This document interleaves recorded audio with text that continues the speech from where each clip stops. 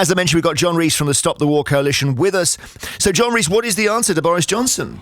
It's very simple. Boris Johnson and his supporters in the Commons on both sides of the House, unfortunately, want an air war with Syria. They want to impose a no-fly zone, which would mean shooting down Russian jets. It would mean attacking anti-aircraft positions on the ground, which the Assad regime would undoubtedly hide in civilian areas, and therefore would add to the warfare. It would add to the bombing. It would add to the conflict, and it would be a very dangerous face-off between 2 or 3 or 4 nuclear-armed powers.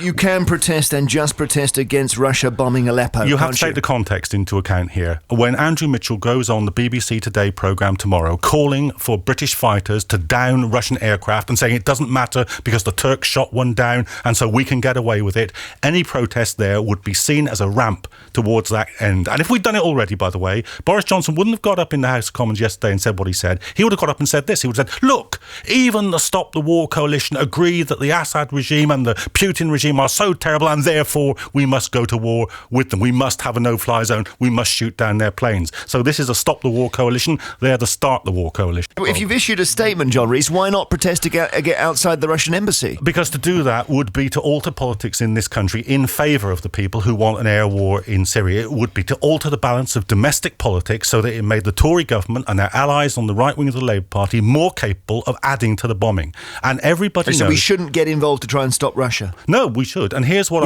here's what I do about it.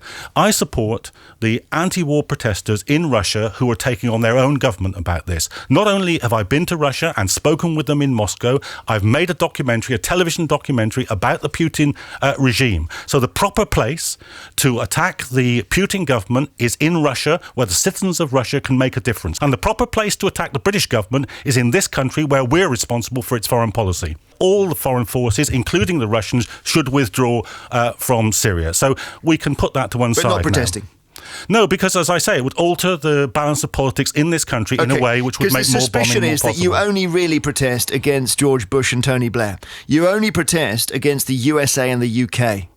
Stop the War is left-leaning and you quite like Russia.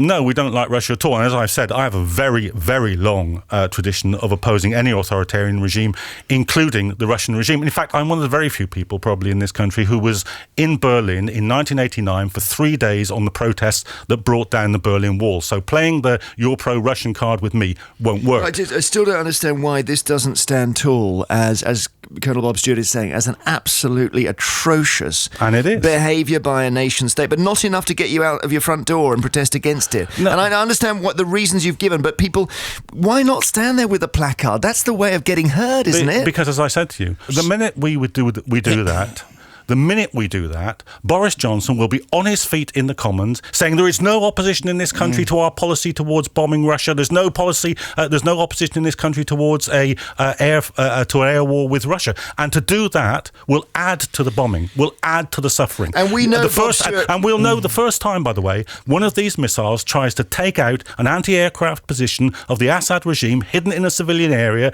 and more civilians are killed. We will know that we didn't stop the war. We didn't diminish the bloodshed, we added to it. Right, and Bob Stewart, we will not do that. Even the head of MI6 today said that Boris Johnson was irresponsible to call for demonstrations outside the Russian embassy, because he said the same thing will happen to our embassy in Moscow as happened to our embassy in Tehran. What the head of MI6 is saying is there's serious politics are going on here, and the Foreign Secretary's a joker. John Rees from the Stop the War Coalition.